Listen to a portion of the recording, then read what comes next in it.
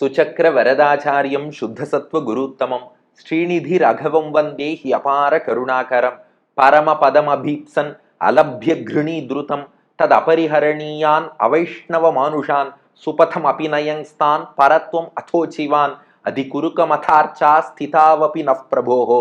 கவசம் கனெக்ட் நேயர்களுக்கு நமஸ்காரம்.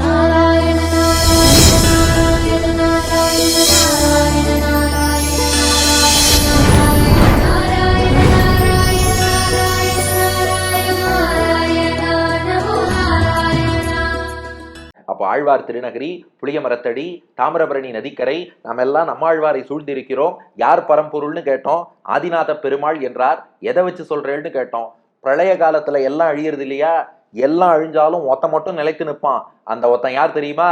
பாசுரத்தை அனுபவிப்போமா? முதல் பாசுரம்.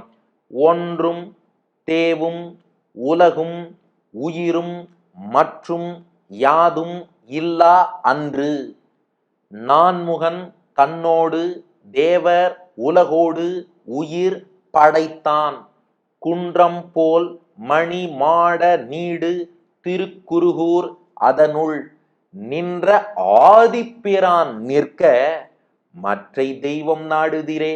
ஒன்றும் தேவும் உலகும் உயிரும் மற்றும் யாதும் இல்லா அன்று நான்முகன் தன்னோடு தேவர் உலகோடு உயிர் படைத்தான் குன்றம் போல் மணிமாட நீடு திருக்குருகூர் அதனுள் நின்ற ஆதிப்பிரான் நிற்க மற்றை தெய்வம் நாடுதிரே. நம்மாழ்வார் சொல்றார், இந்த உலகத்துல பிரளய காலத்துல எல்லாம் அழிந்து போகும். எப்படின்னா ஒன்றும், இந்த இடத்துல ஒன்றுனா நம்பர் ஒன்னுன்னு அர்த்தம் இல்ல. ஒன்றும்னா பெருமாள்கிட்ட போய் ஒன்றி விடும், லயித்து விடும், மெர்ஜ் ஆயிடும்னு அர்த்தம். ஏன்னா பிரளய காலத்துல எல்லாத்தையும் விழுங்கி தனக்குள்ள வச்சுக்கிறாரு இல்லையா பெருமாள். அதனால உலகத்தில் உள்ள பொருள்கள்லாம் மெர்ஜ் ஆகும், லயிக்கும். ஐக்கியம் ஆயிடாது, அழிஞ்சே போயிடாது. லயிக்கும்னா என்ன அர்த்தம்னா பெயர் உருவ வேறுபாடு தெரியாதபடி மைக்ரோ ஃபார்ம்ல சூக்ஷ்ம வடிவத்துல பெருமாளோடு சேர்ந்து இருக்கும். திரும்ப படைக்கும் போதுதான் மேக்ரோ ஃபார்முக்கு மாறி பெயர் உருவ வேறுபாடு பெறும். அதனால எல்லாம் என்ன ஆயிடுறதுன்னா ஒன்றும் பெருமாளிடத்திலே போய் பிரளய காலத்தில் எல்லாம் ஒன்றி லயித்து இருக்கும். தனித்து காண முடியாதபடி இருக்குமே ஒழிய ஐக்கியமாயிடும் அல்லது அழிஞ்சு போயிடும்னு அர்த்தம் இல்லை. மைக்ரோ ஃபார்ம்ல ஒட்டின்னு இருக்கு. அப்படி ஒன்றும் எதெல்லாம் அவர்கிட்ட போய் ஒன்றுகிறதுனா தேவும், தேவுன்னா தேவர்கள்னு அர்த்தம். இந்த 33 கோடி தேவர்கள் சொல்கிறோமே, என் படைப்பு கடவுள் அழிப்பு கடவுள் இவாழ்லாமோ சொல்றோமே, இந்த தேவர்கள் அத்தனை பேரும் பிரளய காலத்துல பெருமாள்கிட்ட போய் ஒன்றி விடுவார்கள். அப்ப அந்த தேவர்களும் இருக்க மாட்டா. அப்புறம் உலகும், இந்த இடத்துல உலகுனா அந்த தேவர்கள் வாழக்கூடிய ஸ்வர்க்கம் உள்ளிட்ட லோகங்கள். இப்ப பிரம்மாவுக்கு சத்தியலோகம், இந்திரனுக்கு தேவலோகம், ஸ்வர்கலோகம் இதெல்லாம் இருக்கு இல்லையா? உலகும் அவர்கள் வாழக்கூடிய அந்த உலகங்களும், உயிரும் அவ மட்டும் இல்ல. இந்த இடத்துல உயிர்னா பூலோகத்தில் வாழக்கூடிய ஜீவராசிகள்னு அர்த்தம். இந்த உலகத்துல மனிதன்ல இருந்து ஆரம்பிச்சு ஒரு சின்ன ஈ, எறும்பு, புல், பூண்டு வரை அத்தனை ஜீவராசிகளும் மற்றும் யாதும். மற்றும் யாதும்னா மற்ற வேற என்னென்னலாம் இருக்கோ. ஏன்னா நம்ம கண்ணுக்கு தெரியாத ஒரு Covid virus, bacteria, fungus, micro organism இதெல்லாம் இருக்கலாம் இல்லையா? அதனால மற்றும் யாதும். நம்ம ஆங்கிலத்துல எக்ஸெட்ரான்னு ஒண்ணு போடுவோம் இல்லையா? அந்த எக்ஸெட்ரா எக்ஸெட்ரா இன்னும் என்னென்ன இருக்கோ இவை அனைத்துமே இல்லா அன்று. இல்லான்னா இல்லாத, இவை ஒன்று கூட இல்லாத. மற்றும் யாதும் இல்லா. யாதும் அந்த இருக்கு பாருங்க, யாதும் அப்படின்னா ஒன்றுமே இல்லை, ஒண்ணு கூட இல்லைன்னு அர்த்தம். சில பேர் சாப்பிட்டுட்டு சொல்லுவா, இது நாயும் தின்னாத சோறும்பா. நாயும் தின்னாத சோறுனா நாய் கூட சாப்பிடாதுன்னு அர்த்தம். அது போல மற்றும் யாதும் இல்லா, நான் ஒன்று கூட கிடையாது. உலகத்துல எதுவுமே மிச்சம் இல்லை. எல்லாம் என்ன எடுத்துனா ஒன்றும் கிடையாது. ஏன்னா ஒன்றும் எல்லாம் பெருமாள்கிட்ட ஒன்றி விட்டதாலே ஒன்றுமே கிடையாது. அப்படி இல்லா, எதுவுமே இல்லாமல், இல்லாமல்னா அடியோமை இல்லாம போயிடுத்துன்னு அர்த்தம் இல்ல. பெருமாளோடு பெயர் உருவ வேறுபாடு காண முடியாதபடி, தனித்து அடையாளம் காண முடியாதபடி, தனியா ஐடென்டிஃபை டிஸ்டிங்க்டா பண்ண முடியாதபடி பெருமாள்கிட்ட ஒன்று இருக்கு. அப்படி இல்லா அன்று. அன்றுனா அந்த நாள். அந்த நாள் தான் முக்கியமான நாள். எந்த நாள்னா பிரளய காலம். உலகமெல்லாம் பிரளய ஜலம் என்பது சூழப்பட்டு எதுவுமே மிச்சம் இல்லாமல் எல்லாம் பகவானோடு ஒன்று இருந்த அன்று, அந்த நாள், அந்த பிரளய காலத்திலே இப்படித்தான் இருந்தது.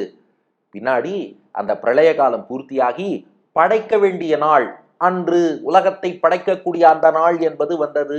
அப்போ எதெல்லாம் தன்னோடு ஒன்றி இருக்கோ அதையெல்லாம் மீண்டும் அப்படியே பகவான் படைக்கிறான். அப்போ பிரளயத்துல ஒன்றும் பெருமாள்கிட்ட ஒன்றெடுத்து எது தேவும் தேவர்கள், உலகும் அவர்கள் வாழக்கூடிய உலகங்கள், உயிரும் இந்த உலகத்தில் உள்ள ஜீவராசிகள், மற்றும் யாதும் இன்னும் என்னென்ன இருக்கோ எக்ஸெட்ரா எக்ஸெட்ரா அத்தனையுமே இல்லா அன்று தனியாக இல்லாத அந்த நாளிலே மீண்டும் உலகத்தை படைக்கணும். அப்ப பகவான் என்ன பண்ணான்னா நான்முகன் தன்னோடு தேவர் உலகோடு உயிர் படைத்தான். அப்போ படைத்தவன் யாருன்னா அந்த ஆதிப்பிரான் பெருமாள் நாராயணன் இருக்காரே அவர் தான் படைத்தார். யாரை படைத்தார்னா நான்முகன் தன்னோடு, நான்முகமாகிய பிரம்மாவை படைத்தார். 4 முகம் கொண்ட பிரம்மா தன்னோடு அந்த பிரம்மாவோடு சேர்த்து தேவர் அந்த பிரம்மாவின் மூலமாக மற்றைய தேவர்கள், அதான் இந்திரன் சந்திரன் சூரியன் பல பல தேவர்கள் 33 தேவர்கள், அந்த தேவர் அவர்களை படைத்தான். உலகோடு அந்த தேவர்கள் வாழ்வதற்காக சொர்க்கம் உள்ளிட்ட லோகங்களை மீண்டும் படைத்தான். அடுத்து உயிர் இந்த உலகத்தில் உள்ள ஜீவராசிகளை படைத்தான். அப்ப பாருங்க முன்வரியில சொன்னது அப்படியே அடுத்ததுல ரிப்பீட் ஆகுது பாருங்க. ஒன்றும் தேவும், முன்னாடி தேவர்களே இல்லாம இருந்தா இப்போ நான்முகன் தன்னோடு தேவர், இப்ப பிரம்மாவை உந்தி தாமரையில் படைத்து அவர் மூலம் தேவர்களை படைச்சான். ஒன்றும் தேவும் உலகும், அப்ப அவர்களின் உலகங்கள் இல்லாம இருந்தது. இப்ப நான்முகன் தன்னோடு தேவர் உலகோடு, இப்ப மீண்டும் அந்த உலகங்கள் வெளியில வருது. அப்போ உயிரும் மற்றும் யாதும் இல்லாம இருந்தது.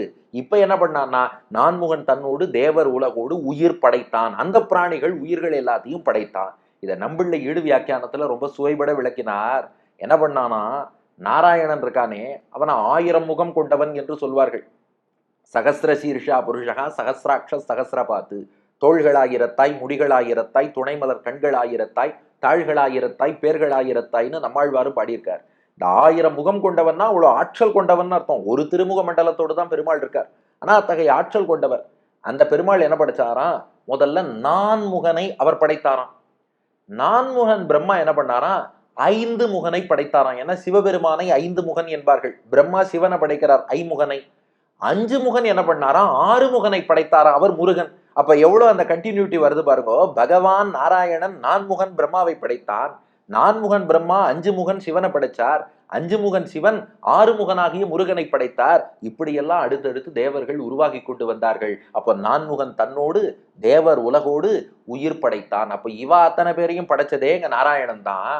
ஆனா அந்த நாராயணன் நமக்காக எளிமையோடு அவர் அங்க போய் உட்காந்துருந்தாருன்னா நாம போய் அவரை பிடிக்க முடியாதே. நாம் அவரை பற்ற வேண்டும்ங்கிறதுக்காக எளிமையாக வந்து திருக்குருகூர் ஆழ்வார் திருநகரியில எழுந்தருளி இருக்கார். அதுதான் பாட்டின் 3வது அடி. குன்றம் போல் மணிமாட நீடு திருக்குருகூர் அதனுள். அந்த திருக்குருகூர்ங்கிற க்ஷேத்திரம் குருகாபுரின்னு சம்ஸ்கிருதத்துல சொல்லுவார்கள், தமிழிலே குருகூர் என்று சொல்வார்கள். திருக்குருகூர் என்ற க்ஷேத்திரம் அது எப்படி இருக்கான்? மணிமாட நீடு, மாடம்னா மாளிகைன்னு அர்த்தம். இன்னைக்கும் மாட மாளிகைகள் கூட கோபுரங்கள் சொல்றோம் இல்லையா? மாடம்னா மாளிகை. மணி மாடம், மணினா ரத்தனம், மணி மாடம்னா ரத்தனங்கள் பதித்த மாடம். அதாவது பொதுவா ரத்தனங்கள் இந்த முத்து பவழம் இந்த ரத்தனம் இதெல்லாம் இருக்குன்னா நாமெல்லாம் பீரோக்குள்ள லாக்கருக்குள்ள பூட்டி வச்சுப்போம். அந்த ஊர்க்காரங்க எவ்வளவு பெரிய பணக்காரங்கன்னா வீட்டு சுவர்ல அலங்காரத்துக்காக மணிகளையே பதித்து வைப்பார்களாம். அதுக்குதான் மணி மாடம்னு பேரு. அதனால மாளிகைக்கு அலங்காரமாக மணிகளை ரத்தனங்களை நம்ம இந்த கப்பிக்கல்லு ஜல்லி எல்லாம் வீட்டு வாசல்ல ஒட்டி வைக்கிறாங்க பாருங்க அலங்காரம்னு சொல்லி, அது போல ரத்தனங்களை ஒட்டி வைக்கக்கூடிய மணிமாடம் நீடு, நீண்டு உயர்ந்து இருக்கக்கூடிய அந்த மணிமாடங்கள்லாம் சாமான்யமா இருக்காதான். ஏதோ ஒரு அளவிலே உயரத்திலே குறைவாக இருக்கக்கூடிய வீட்டுல மாளிகையில பதிச்சாங்களான்னா இல்ல, பெரிய மாளிகை. அந்த மாளிகையின் ஒசரத்தளவும் மணிகள் பதிச்சிருப்பார்களாம். அதுதான் மணி மாட நீடு, மணிகள் பதித்த அந்த மாடங்களாகிய மாளிகைகள் நீண்டு உயர்ந்து இருக்கக்கூடிய திருக்குருகூர். சரிப்பா, எவ்வளவு உயரம் இருக்கும்னா குன்றம் போல் மணிமாட நீடு திருக்குருகூர். குன்றம்னா மலை, குன்றம் போல்னா ஒரு மலை எவ்வளவு உயரம் இருக்குமோ குன்றம் போல் மலையின் உயரத்தளவுக்கு மணிமாடம் நீடு, மணிகள் பதித்த அந்த மாளிகைகள் நீண்டு உயர்ந்து இருக்கக்கூடிய திருக்குருகூர் அதனுள். அந்த வீடு அவ்வளவு பெருசா இருக்கும். இப்ப இதெல்லாம் எதுக்கு ஆழ்வார் பாடுறாருன்னா வீடு பெருசுன்னா அந்த வீட்டுக்காக சொல்லலையா, அது போல மக்களுடைய உள்ளமும் அங்க அவ்வளவு பெருசா இருக்கு. உள்ளத்தையே கோவிலாக்கி பெருமாள் அங்க எழுந்தருள பண்ணியிருக்காங்கிறது தாத்பரியம். அதனால மலை போல் உயர்ந்த மணிகள் பதித்த மாளிகைகள் உயர்ந்து இருக்கக்கூடிய திருக்குருகூர் க்ஷேத்திரத்துல நமக்காக பெருமாள் காத்திருக்கிறார். இது புரியறதுக்காக நம்பிள்ளை ஈட்டுல ரொம்ப அழகா ஒரு சம்பவத்தை எடுத்து காட்டுறார். ராமன் சீதை லக்ஷ்மணன் மூவரும் வனவாசம் புறப்பட்டு செல்கிறார்கள். சுமந்திரன்கிற மந்திரி தான் தேரோட்டி கொண்டு போகிறார். அயோத்தியிலிருந்து புறப்பட்டு கங்கை கரையில ஸ்ருங்கிபேரபுரம்ங்கிற இடம், அதான் குகனுடைய இருப்பிடம். அங்கே வந்து மூவரும் அடைகிறார்கள். அதுக்கப்புறம் குகனுடைய உதவியோடு கங்கையை கடந்து அக்கறைக்கு போயிடுறான். இப்ப சுமந்திரனுக்கு ராமன் விடை கொடுத்து அனுப்பிடுறான். நீ தேர்ல இவ்வளவு தூரம் கொண்டு வந்து விட்டுட்ட, இனிமே நீங்கள் திரும்பி செல்லலாம், நான் காட்டுக்குள்ள போறேன்ட்டான். ஆனா சுமந்திரனுக்கு போக மனசு இல்ல. வால்மீகி ராமாயணம் அயோத்தியா காண்டத்துல கண்கலங்கக்கூடிய இடம் இது. குகன் கேட்கறான் சுமந்திரன்ட்ட, அதான் ராமன் கங்கையை தாண்டி அந்த பக்கம் போயிட்டாரு, இனிமே அவர் காட்டுக்கு போயிடுவார், இன்னும் ஏன் நீங்க நிக்கிறீங்கன்னு குகன் சுமந்திரன்ட்ட கேட்கறான். அப்போ சுமந்திரன் சொல்றாராம், இல்ல, ராமன் எப்படியெல்லாம் வளர்ந்தான் தெரியுமா அரண்மனையில, சக்கரவர்த்தி திருமகன், அப்படியே பஞ்சு மெத்தையில பட்டு மெத்தையிலே துயின்றவன், ஒரு புஷ்பம் தோல்ல பட்டா கூட ராமனுடைய தோள்கள் கன்னி போகும், அவ்வளவு மெல்லிய திருமேனி. இந்த திருமேனியோடு காட்டிலும் மேட்டிலும் இப்படி ராமன் பயணித்தா அவனால் முடியுமா? ஒருவேளை எங்க ராமன் திருவடிக்கு வலிச்சதுன்னா, ஒருவேளை காட்டில் உள்ள வெப்பம் ராமனுடைய திருமேனியை சுட்டதென்றால், சுமந்த்ரா உதவிக்குவான்னு என்ன ராமன் கூப்பிடணும்னு நினைச்சு நான் இங்க நிக்காம இருந்துட்டா என்ன பண்றது? நான் சில நாள் இங்கேயே கங்கை கரையில, ராமன் வருவானா, ராமன் என்னை அழைப்பானா, ஏதாவது ஒண்ணுன்னா ராமனுக்கு போய் உதவுற பாக்கியம் கிடைக்காதான்னு கொஞ்ச நாள் இங்க நின்னு பாக்குறேன், ராமன் திரும்ப வரலன்னா அப்புறம் நான் போறேன்னு தலைவனாகிய ராமனுக்காக தொண்டனாகிய சுமந்திரன் கங்கை கரையில ஸ்ருங்கிபேரபுரத்துல குகனோடு சில நாள் காத்து இருந்துட்டு போனான்னு ராமாயணத்துல குறிப்பு வால்மீகி கொடுத்திருக்கிறார். இது அப்படியே நம்மள எக்ஸாம்பிளா கோட் பண்ணார். தொண்டனாகிய சுமந்திரன் தலைவனாகிய ராமன் ஒருவேளை திரும்பி வரமாட்டானான் எப்படி காத்திருந்தானோ, அது போல தலைவனாகிய ஆதிநாத பெருமாள் தொண்டராகிய நாமோ என்னைக்காவது ஒரு நாள் தன்னை தேடி வரமாட்டோமா? இன்றாக நாளையாக இனி சிறிது நன்றாக நின்னருள் என்பாலதே என்று ஏதாவது ஒரு நாள் இந்த பக்தன் வரமாட்டானா, இன்றோ நாளையோ ஓ என்று நகை செய்கின்றானேன்னு நமக்காக தலைவன் காத்திருக்கான். அப்போ ஒரே ஒரு வித்தியாசம், தொண்டன் சுமந்திரன் தலைவனாகிய ராமனுக்கு அங்கே காத்திருந்தான், இங்கே தலைவனாகிய ஆதிப்பெருமாள் தொண்டர்களாகிய நமக்காக காத்திருக்கிறார். அப்படி இருக்கும்போது நீங்க ஏன் எங்கெங்கயோ போகணும்? அப்போ குன்றம் போல் மணிமாட நீடு திருக்குறுகூர் அதனுள், இந்த திருக்குறுகூர் கஷேத்திரத்திலேயே பெருமாள் எழுந்தருள் இருக்கார். அவர் யாருன்னா நின்ற ஆதிப்பிரான் நிற்க. இந்த இடத்துல நின்றன்னா வேதங்களில் உறுதியாக நிலை நின்றன்னு அர்த்தம். ஏன்னா கோவில்ல நிக்கிறதுங்கிறது அடுத்து சொல்ல போறார். இந்த இடத்துல நின்றன்னா வேதங்களிலே நிலைத்து நின்ற, ஸ்பஷ்டமா வேதங்கள் அவரை நிலையாக சொல்லியிருக்கு. என்ன சொல்லியிருக்குன்னா ஆதிப்பிரான். அதான் உதாரணம் பார்த்தோமே, ஏகோகவை நாராயணஹா ஆசீத்து, அவன் தான் பரம்பொருள் ஊழி முதல்வன் ஆதி காரணம்னு வேதம் சொல்லித்து. அதையே திருநாமமாக கொண்டு ஆதிப்பிரான், ஆதிநாதன், ஆதிப்பிரான், ஆதிநாத பெருமாள் என்றே திருநாமம் கொண்டு நிற்க. இங்க நிற்கன்னா கோவில் கொண்டு காத்திருக்கன்னு அர்த்தம். அப்ப பாருங்க, ரெண்டு நிக்கிறது வரும். நின்ற ஆதிப்பிரான் நிற்க, அங்க நின்றங்கிறது வேதத்திலே நிலை நின்றவர். ஆதிப்பிரான் நிற்கன்னா அவரே ஆதிப்பிரானாக திருக்குறுகூர் கோவில்ல வந்து எழுந்தருளி இருக்கார். ஏன்னா வேதத்துல நின்னா புரிஞ்சுக்க முடியாது, கோவில்ல நின்னா புரிஞ்சுட்டு போய் அடிபணியலாம். நின்ற ஆதிப்பிரான் நிற்க, அப்படி அவர் நின்று இருக்கார். வருவோமா வருவோமான்னு தலைவன் தொண்டனுக்காக காத்திருக்க, மற்ற தெய்வம் நாடுதிரே, மற்றைய தெய்வங்கள் எல்லாம் நீங்க நாடி போறீங்களே, நாடுதீரே, இன்னும் அவர்களையெல்லாம் நாடுகிறீர்களே, இது நியாயமான்னு நம்மளை பார்த்து கேட்கிறாராம் நம்மாழ்வார். நாடுதீரே, இப்படி நாடுகிறீர்களே, ஏன் இப்படி நாடுகிறீர்கள்? மற்ற தெய்வம் நாடுதீரே. அதனால யார் யாரோ வந்து ஏதேதோ குழப்பறான்னு குழம்பியே போகாதீங்கோ. ஆதிப்பிரான்னு திருநாமத்தோடு இருக்கார், ஜம்முன்னு வந்து பிடிச்சுக்கோங்க. நம்பிள்ள ஈடு வியாக்கியானத்துல உதாரணம் சொன்னார். யாராவது ஒருத்தன் கங்கை கரையில நின்று இருக்கான், தாகமா இருக்கு, தேடின்னு போனானா எங்கேயாவது பிஸ்லரி வாட்டர் பாட்டில் கிடைக்குமான்னு தேடின்னு போனானா. ஏன்பா நீ இருக்கிறது கங்கை கரை, கங்கா ஜலத்தை அள்ளி அள்ளி பருகிறத விட்டுட்டு கங்கை கரையில போய் பிஸ்லரியை தேடலாமா? அது போல கங்கையை போல ஆதிப்பிரான் பெருமாள் இருக்கும்போது பிஸ்லரி வாட்டரை தேடி போற மாதிரி நீ ஏப்பா மற்ற தெய்வங்கள்னு நாடி போகணும்? மற்ற தெய்வம் நாடுகிறே, மற்ற தெய்வங்களை நாடுகிறீர்களே, வேண்டாம், நேரா ஆதிப்பிரானை வந்து பற்றுங்கள் என்று சாதிக்கிறார் நம்மாழ்வார். அதுதான் முதல் பாசுரம். ஒன்றும் தேவும் உலகும் உயிரும் மற்றும் யாதும் இல்லா அன்று நான்முகன் தன்னோடு தேவர் உலகோடு உயிர் படைத்தான், குன்றம் போல் மணிமாட நீடு திருக்குறுகூர் அதனுள் நின்ற ஆதிப்பிரான் நிற்க, மற்றை தெய்வம் நாடுதிரே.